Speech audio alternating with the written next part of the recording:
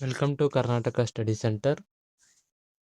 ಇವತ್ತಿನ ವಿಡಿಯೋದಲ್ಲಿ ಕಲ್ಯಾಣ ಕರ್ನಾಟಕದಲ್ಲಿ ನಡೆದಿರ್ತಕ್ಕಂತಹ ಪೊಲೀಸ್ ಕಾನ್ಸ್ಟೇಬಲ್ KA ಬಿಟ್ಟಿರ್ತಕ್ಕಂಥ ಆಫಿಸಿಕಲ್ ಕೀ ಆನ್ಸರ್ಸನ್ನು ನೋಡೋಣ.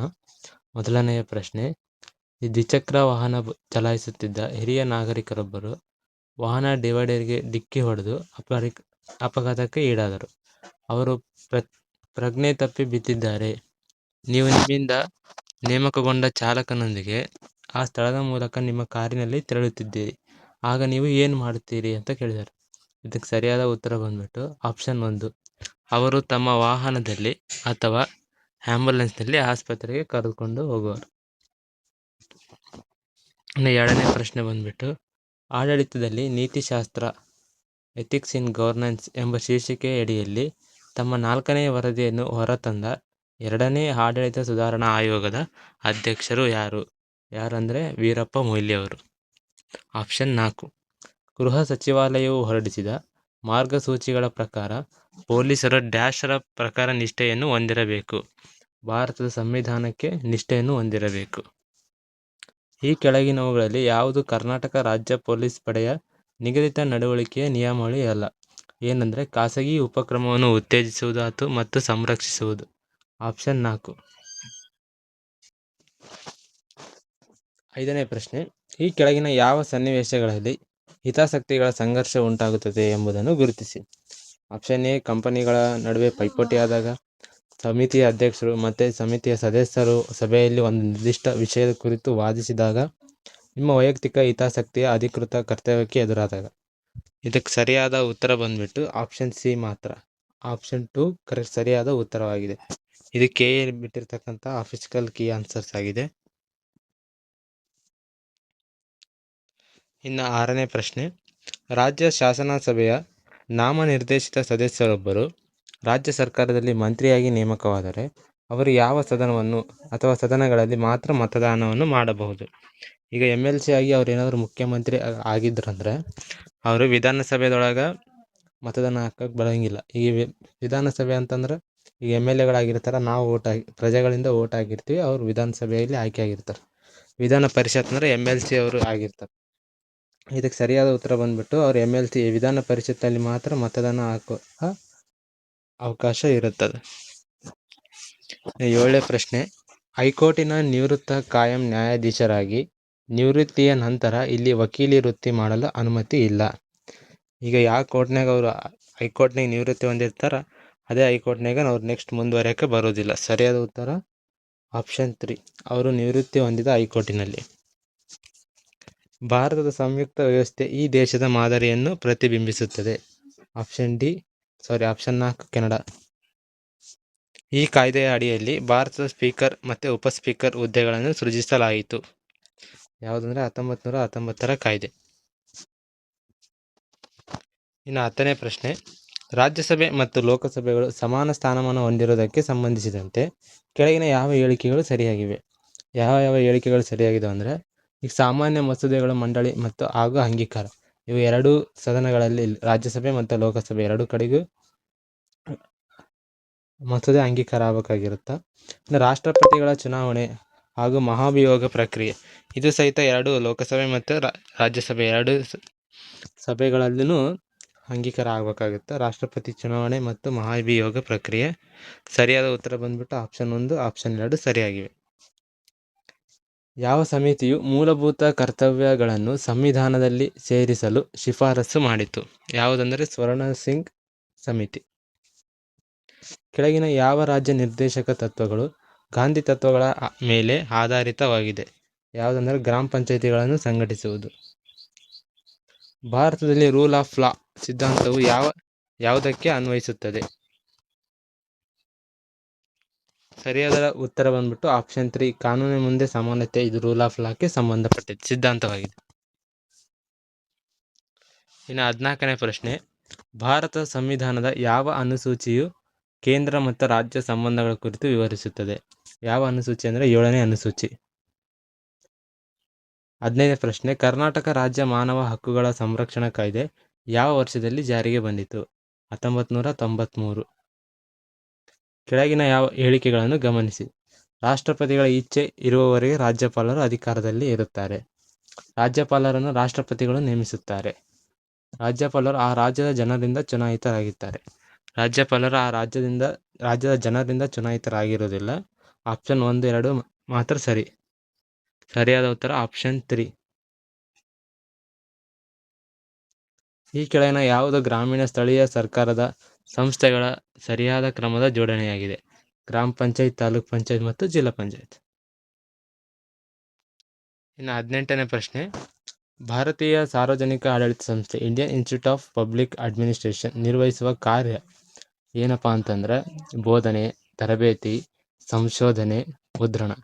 ಇವುಗಳಲ್ಲಿ ಅವರು ನಿರ್ವಹಿಸ್ತಕ್ಕಂಥ ಕಾರ್ಯ ಬಂದ್ಬಿಟ್ಟು ತರಬೇತಿ, ಸಂಶೋಧನೆ, ಮುದ್ರಣ. ಸರಿಯಾದ ಉತ್ತರ ಆಪ್ಷನ್ 4. ಇನ್ನು ಹೊಂದಿಸಿ ಬರೆಯಿರಿ. ಹೇಬಿಯಸ್ ಕಾರ್ಪಸ್ ಬಂದ್ಬಿಟ್ಟು ಅಕ್ರಮ ಬಂಧನದಿಂದ ವ್ಯಕ್ತಿಯನ್ನು ರಕ್ಷಣೆ ಮಾಡುತ್ತದೆ. ಹೇಬಿಯಸ್ ಕಾರ್ಪಸ್ ಎ ಆಪ್ಷನ್ ಬಂದ್ಬಿಟ್ಟು 3. ಇವು 2 ಆಪ್ಷನ್ ಅದಾವು.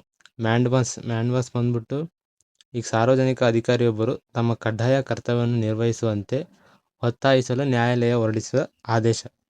B2 ಬಂದ್ಬಿಟ್ಟು ಆಪ್ಷನ್ ಸರಿಯಾದ ಉತ್ತರ ಆಪ್ಷನ್ 4.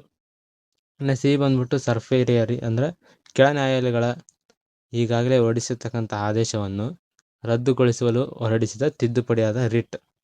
ಪ್ರೊಹಿಬಿಷನ್ ಅಂದರೆ ಈ ಕೆಳ ನ್ಯಾಯಾಲಯಗಳು ಉನ್ನತ ನ್ಯಾಯಾಲಯವು ಹೊರಡಿಸಿದ ತಡೆಯ ಆದೇಶವಾಗಿದೆ.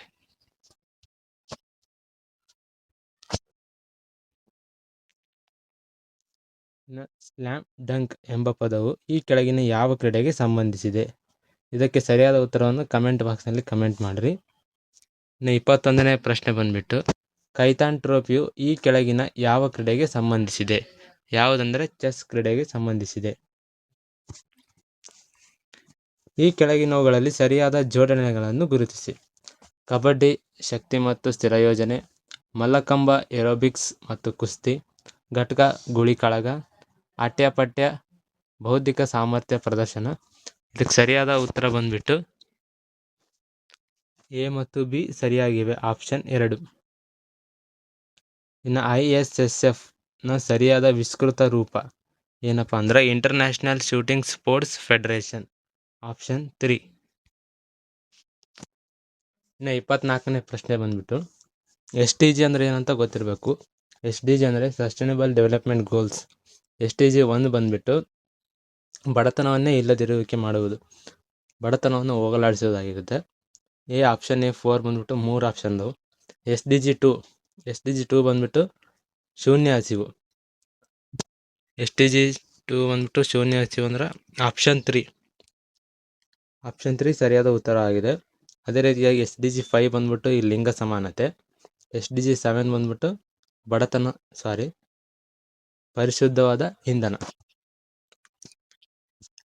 ಕೆಳಗಿನ ಯಾವ ಸಮಿತಿಯು ಭಾರತದಲ್ಲಿ ಬಡತನವನ್ನು ಅಂದಾಜಿಸುವುದಕ್ಕೆ ಸಂಬಂಧಿಸಿಲ್ಲ? ಯಾವುದಂದ್ರೆ ಎಂ ನರಸಿಂಹ ಸಮಿತಿ. 2026 ವಿಶ್ವ ಪರಿಸರ ದಿನದ ಘೋಷವಾಕ್ಯ ಏನಂದ್ರೆ ಪ್ರಕೃತಿಯಿಂದ ಪ್ರೇರಿತ ಹವಾಮಾನಕ್ಕಾಗಿ ನಮ್ಮ ಭವಿಷ್ಯಕ್ಕಾಗಿ ಎಂಬುದು ಘೋಷವಾಕ್ಯ ಆಗಿದೆ. ಇನ್ನು 27ನೇ ಪ್ರಶ್ನೆ ಬಂದ್ಬಿಟ್ಟು ಪರಿಸರದ ಸಮಸ್ಯೆಗಳಿಗೆ ಅನ್ವಯಿಸಿ CPCBಯ ವಿಸ್ತೃತ ರೂಪವನ್ನು ತಿಳಿಸಿ. ಏನಂದ್ರೆ ಸೆಂಟ್ರಲ್ ಪೊಲ್ಯೂಷನ್ ಕಂಟ್ರೋಲ್ ಬೋರ್ಡ್. ಇನ್ನು 28ನೇ ಪ್ರಶ್ನೆ ಬಂದ್ಬಿಟ್ಟು ಆನೆಕಾಲು ರೋಗವು ಕೆಳ ಅಂಗಗಳಲ್ಲಿನ ಲೋವರ್ ಲಿಂಬ್ಸ್ ದುಗ್ಧ ರಸನಾಳಗಳು ಊದಿಕೊಂಡು ಬರುವಂಥ ಕಾಯಿಲೆಯಾಗಿದೆ. ಈ ಕಾಯಿಲೆ ತರುವ ರೋಗಜನಕ ಜೀವಿಯ ಹೆಸರೇನು ಅಂತಂದ್ರೆ ಉಚೆರೇರಿಯಾ. ಇನ್ನು ಮೂತ್ರಕೋಶದಲ್ಲಿ ರಕ್ತ ಶೋಧನೆ ಎಲ್ಲಿ ನಡೀತದೆ ಅಂತಂದ್ರೆ ಗ್ಲೋಮರುಲಸ್ದೊಳಗೆ ರಕ್ತ ಶೋಧನೆ ನಡೀತದೆ, ಆಪ್ಷನ್ 2. ಕಿಣ್ವದ ಕಾರ್ಯಕ್ಷಮತೆಯು ಮೇಲೆ ಪ್ರಭಾವ ಬೀರುವ ಅಂಶಗಳು ಯಾವ್ಯಾವು? ಉಷ್ಣತೆ, pH, ಬೆಳಕು, ATP. ಉಷ್ಣತೆ ಮತ್ತು pH ಏನು ಮಾಡ್ತಾವೆ ಅಂದರೆ ಪ್ರಭಾವ ಬೀರ್ತವೆ. ಆಪ್ಷನ್ ಎ ಮತ್ತು ಬಿ ಮಾತ್ರ. ಸರಿಯಾದ ಉತ್ತರ ಆಪ್ಷನ್ 1. ಕಾಂಡದ ವಾರ್ಷಿಕ ಉಂಗುರಗಳನ್ನು ಎಣಿಸುವುದರಿಂದ ಒಂದು ಮರದ ವಯಸ್ಸನ್ನು ಅಂದಾಜಿಸಬಹುದು. ಈ ಅಧ್ಯಯನಕ್ಕೆ ಏನಂತ ಕರಿತೀವಿ ಅಂದರೆ ಡೆಂಡ್ರೋಕ್ರೋನಾಲಜಿ ಅಂತ ಕರಿತೀವಿ, ಆಪ್ಷನ್ 1. ಇನ್ನು ತಪ್ಪಾದ ಹೇಳಿಕೆಗಳನ್ನು ಗುರುತಿಸಿ. ಇದರೊಳಗೆ ತಪ್ಪಾದ ಹೇಳಿಕೆ ಏನಪ್ಪ ಅಂತಂದ್ರೆ ಜಯ ಮತ್ತು ರತ್ನ ಅರೆ ಕುಬ್ಜ ಗೋಧಿ ತಳಿ ವಿಧಗಳಾಗಿವೆ. 33ನೇ ಪ್ರಶ್ನೆ ಬಂದ್ಬಿಟ್ಟು ರಾಷ್ಟ್ರೀಯ ಉದ್ಯಾನವನಗಳು ಹಾಗೂ ಸಂರಕ್ಷಿಸಲ್ಪಡುವ ಪ್ರಾಣಿಗಳು ಯಾವುವು ಅಂತ. ಜಿಮ್ ಕಾರ್ಬೆಟ್ ಬಂದ್ಬಿಟ್ಟು ಎಲ್ಲರಿಗೂ ಗೊತ್ತು ಯಾವ ಪ್ರಾಣಿ ಅಂದ್ರೆ ಹುಲಿ. ಏನು ಆಪ್ಷನ್ 4 ಬಂದ್ಬಿಟ್ಟು 3 ಇದಾವು. ಇನ್ನು ಗಿರ್ ಬಂದ್ಬಿಟ್ಟು ಸಿಂಹ ಅಂತಂದೇಳಿ ಗೊತ್ತೈತಿ. ಸಿ ಒಂದಿರೋದು. ಆಪ್ಷನ್ 1 ಮಾತ್ರ ಸರಿಯಾಗಿದೆ. ಯಾಕಂದ್ರೆ ನೋಡ್ರಿ, ಜಿಮ್ ಕಾರ್ಬೆಟ್ ಹುಲಿ, ಕಾಜಿರ್ಜಂಗು ಏಕಶೃಂಗಿ ಗೇಂಡಮೃಗ, ಗಿರ್ ಏನೈತಿ ಸಿಂಹ, ಕಾನ ಜೌಗು ಜಿಂಕೆ ಅಂದ್ರೆ ಬರಸಿಂಗ್ ಅಂತ ಕೊಟ್ಟಿದ್ದಾರೆ. ಇನ್ನು 34ನೇ ಪ್ರಶ್ನೆ ಬಂದ್ಬಿಟ್ಟು ಗ್ರಹಗಳು ಮತ್ತು ಉಪಗ್ರಹಗಳ ಬಗ್ಗೆ ಕೊಟ್ಟಿದ್ದಾನೆ. ಶನಿ ಗ್ರಹದ ಉಪಗ್ರಹ ಎಲ್ಲರಿಗೂ ಗೊತ್ತು ಯಾವುದಂದ್ರೆ ಟೈಟಾನ್. ಟೈಟಾನ್ ಆಪ್ಷನ್ ಇರತಕ್ಕಂಥದ್ದು ಆಪ್ಷನ್ 3 ಮಾತ್ರ. ಸರಿಯಾದ ಉತ್ತರ ಆಪ್ಷನ್ 3. ಇನ್ನು 35ನೇ ಪ್ರಶ್ನೆ ಬಂದ್ಬಿಟ್ಟು ಈ ಕೆಳಗಿನವುಗಳಿಗೆ ಗಮನಿಸಿ. ಹೇಳಿಕೆ 1, ಸೂರ್ಯನು ಪೂರ್ವದಿಂದ ಪಶ್ಚಿಮಕ್ಕೆ ಚಲಿಸಿದಂತೆ ಕಾಣುತ್ತದೆ. ಹೇಳಿಕೆ 2 ಬಂದ್ಬಿಟ್ಟು ಭೂಮಿಯು ತನ್ನ ಅಕ್ಷದಲ್ಲಿ ಪಶ್ಚಿಮದಿಂದ ಪೂರ್ವಕ್ಕೆ ತಿರುಗುತ್ತದೆ.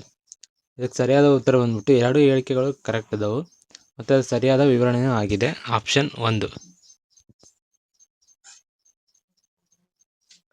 ಇನ್ನು ರೋಹಿಣಿಯು ಏನಪ್ಪ ಸಂಬಂಧಪಟ್ಟಿದೆ ಅಂದರೆ DRDO ಅಭಿವೃದ್ಧಿಪಡಿಸಿರ್ತಕ್ಕಂಥ 3D ಮಾಧ್ಯಮ ವ್ಯಾಪ್ತಿಯ ವಿಚಕ್ಷಣ ರಾಡಾರ್ ವ್ಯವಸ್ಥೆ ಆಗಿದೆ ರೋಹಿಣಿ ಅನ್ನೋದು. ಅಡುಗೆ ಅನಿಲ LPG ಸೋರುವಿಕೆ ಪತ್ತೆ ಹಚ್ಚಲು ಅಡುಗೆ ಅನಿಲ ಸಿಲಿಂಡರ್ಗಳಲ್ಲಿ ಬಳಸುವ ವಾಸನೆಯುಕ್ತ ಅನಿಲ ಯಾವುದಂದ್ರೆ ಎಥೆನಾಯಿಲ್. ತಂಪು ಪಾನೀಯ ಕಾರ್ಖಾನೆಗಳಲ್ಲಿ ಕೆಲಸಗಾರರು ತಂಪು ಪಾನೀಯ ಬಾಟಲಿಗಳಿಗೆ ಅನಿಲವನ್ನು ತುಂಬಿಸುತ್ತಾರೆ. ಕೆಳಗಿನವುಗಳಲ್ಲಿ ಯಾವ ಅನಿಲ ಸೂಕ್ತ ಅಂತಂದ್ರೆ ಕಾರ್ಬನ್ ಡೈಆಕ್ಸೈಡ್.